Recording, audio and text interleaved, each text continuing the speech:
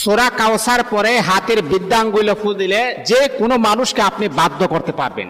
যে কোনো মানুষ আপনার বসে চলে আসবে।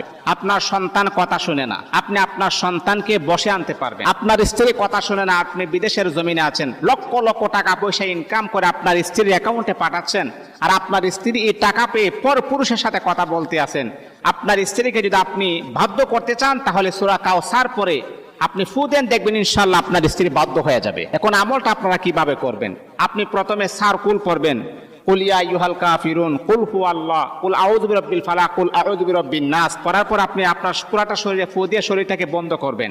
তারপরে 3 বার দুরূদ শরীফ পাঠ করে 21 বার আপনি সূরা কাউসার পরে এরকম ভাবে ঘাইটে ঘাইটে গণ 21 বার পরে মুট করে ভাবে ধরবেন। ধরার পর যে মানুষটাকে বাধ্য করতে চান তার নামটাকে 7 বার পরে, তার বাবার নাম মার নাম 1 বার পরে আপনি ফু দিয়ে মুটটাকে এরকম ভাবে ছেড়ে দিবেন। দেখবেন ইনশাআল্লাহ 21